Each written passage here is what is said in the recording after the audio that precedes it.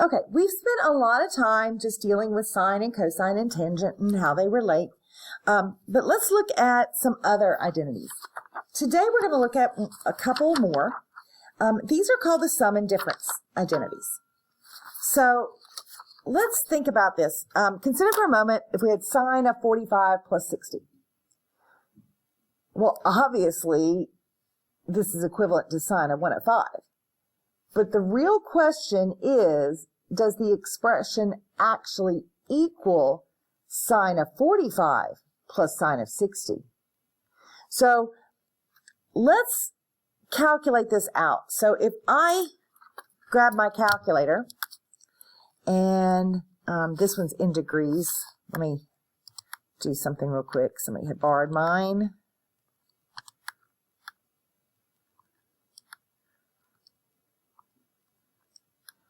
And I'm going to do sine of 105. It gave me a decimal of 0.966. And it also said this was the square root of 6 plus the square root of 2 over 4. Well, over here, if I do the sine of 45 degrees, that's square root of 2 over 2. And the sine of 60 is square root of 3 over 2. I do not get that. I get square root of 2 plus the square root of 3 over 2. Oops, that should be a 2. Those are not equivalent. So those do not match up. So what we end up using instead is this sum and difference formula. Okay, so it says that if I have sine of two angles being added together, like 45 plus 60, that is going to be equivalent to sine of the first, so sine of 45, times cosine of the second, plus cosine of the first, sine of the second. So I'm going to look at my unit circle, and sine of 45 is square root of 2 over 2. Cosine of 60 is 1/2. Cosine of 45 degrees. And sine of 60. So I get square root of 2 over 4 plus square root of 6 over 4. That is equivalent.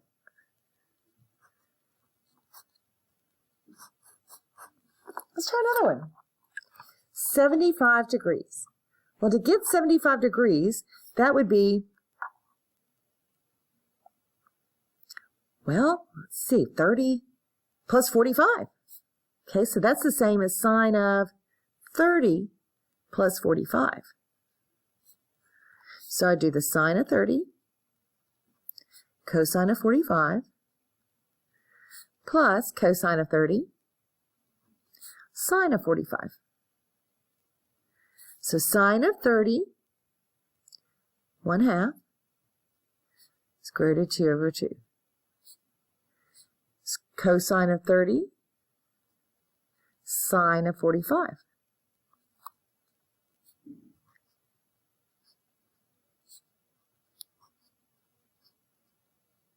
I ended up getting the same thing. It's really interesting. It doesn't always come out that way, but it happens too on these two problems. Okay, sine of 5 pi over 12. So, okay.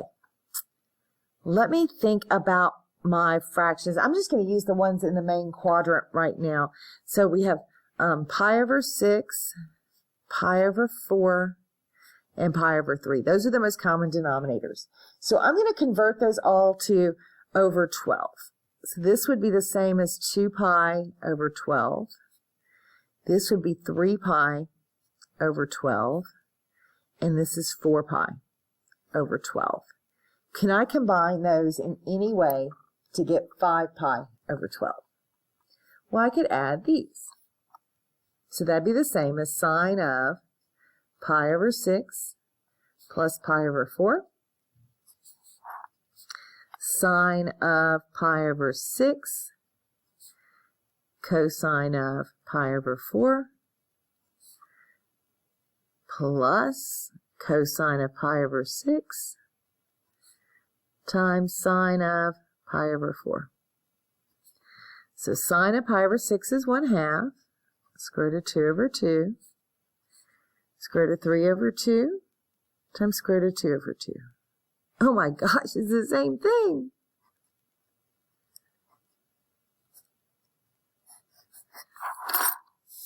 Well, hopefully this one will be different.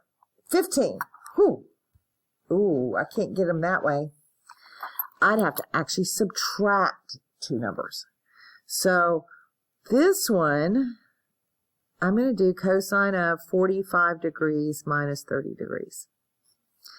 And I'm going to have to use this difference formula.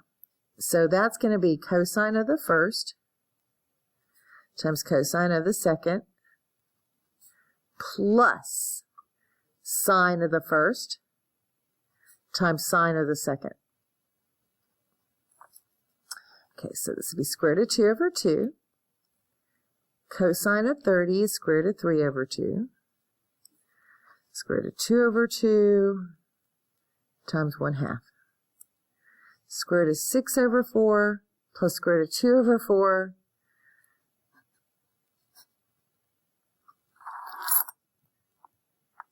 Now let's look at this next one. It has sine cosine. And I don't know the sine of 20 or the cosine of 40. Plus cosine sine. So sine cosine plus cosine sine. Sine cosine plus cosine sine. That's this. That is the same as the sine of those two angles being added together.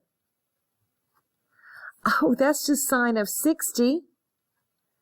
What I can find on the unit circle is square root of 3 over 2. This is how we're going to use these sum and difference formulas. Let's try a few more. Cosine cosine times sine sine, and plus sine sine. Cosine cosine plus sine sine. So that's the cosine of the difference. So this is the same as the cosine of the difference. So that would be cosine of 45 degrees. Oh, that's just square root of 2 over 2. Cosine of x plus y. Okay, so cosine of x plus y is cosine x, cosine y, minus sine x, sine y. Cosine x, cosine y, minus sine x, sine y. Now this one is very similar. It's just going to be, if I look back at it, it's going to be a plus in the middle.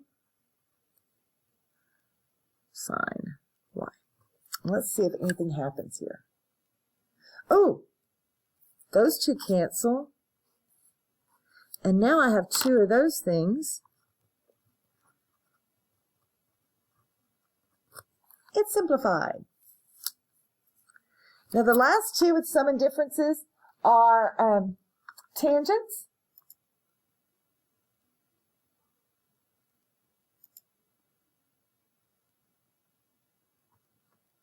So here are our rules for tangent. So 165. What two angles could I add together to get 165? There's a lot of options. Teachers, pardon the interruption. We need all JV baseball boys to be dismissed at this moment. All JV baseball boys to be dismissed at this moment. Thank you. Nope, that doesn't work. Oh, it'd be 120 plus 45. That would work. 120 plus 45. Okay. So I need to kind of go off to the side and find the tangent of 120.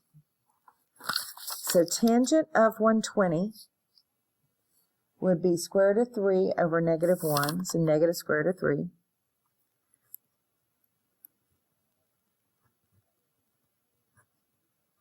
And tangent of 45 would be 1.